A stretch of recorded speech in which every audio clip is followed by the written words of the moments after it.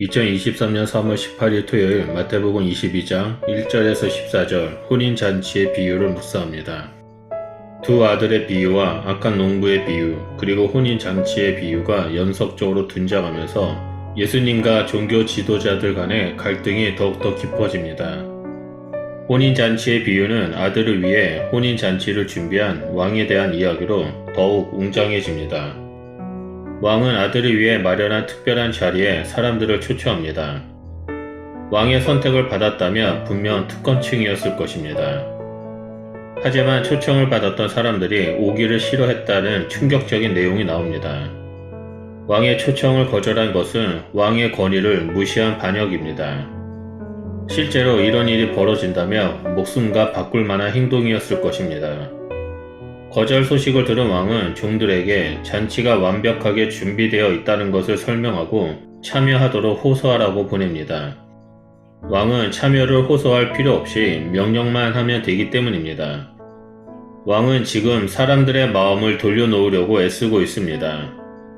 초청받은 사람들은 마음을 바꿀 마지막 기회가 주어진 것입니다.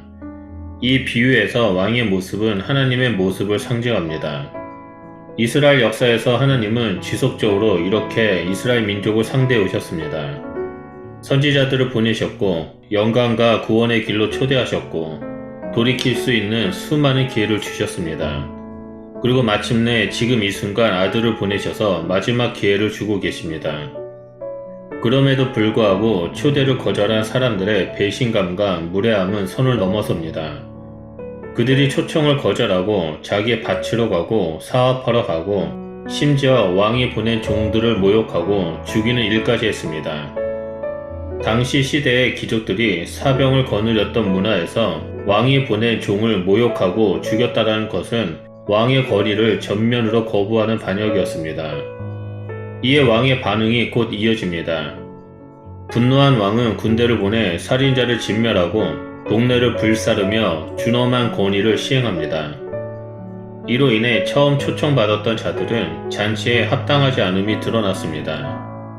아들의 혼인잔치는 취소되거나 중단된 것이 아니었습니다. 그래서 왕은 종들에게 내거리 길에 가서 만나는 사람들마다 잔치에 초대하라고 명령합니다.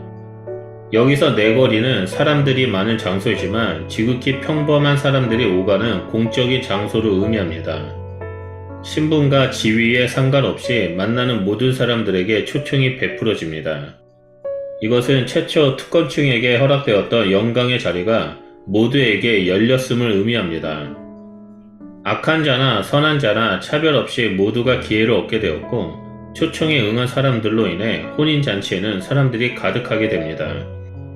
여기서 왕의 초청은 무조건적이며 무차별적이었습니다. 초대받은 자가 스스로 어떤 조건과 자격을 갖출 필요가 없었습니다. 그저 초대에 응하며 그 자리에 들어왔을 뿐입니다.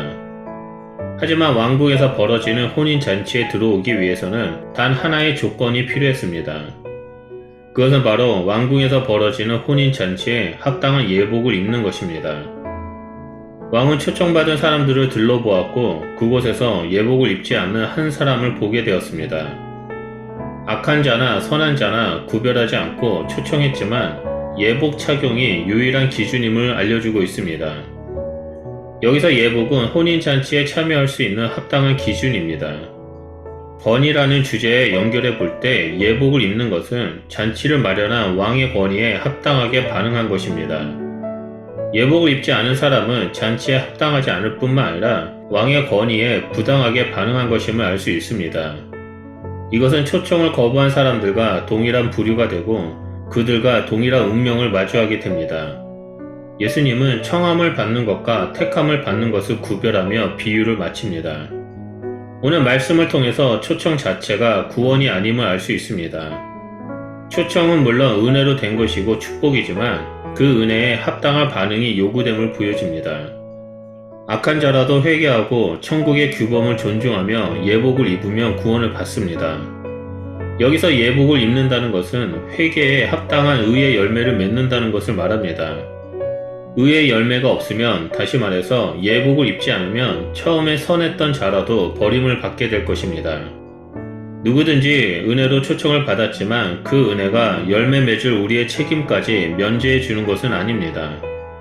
은혜를 받은 것에 대한 합당한 반응 없이 입술로만 은혜를 고백해도 소용이 없습니다.